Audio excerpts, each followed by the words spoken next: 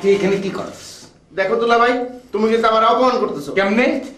কথায় কথায় শালা বলো, বিষয়টা কিন্তু ঠিক না। তুই আমার কি লাগস? শালা। তা শালারে শালা কমু না তো তুই শালার পুত কমু।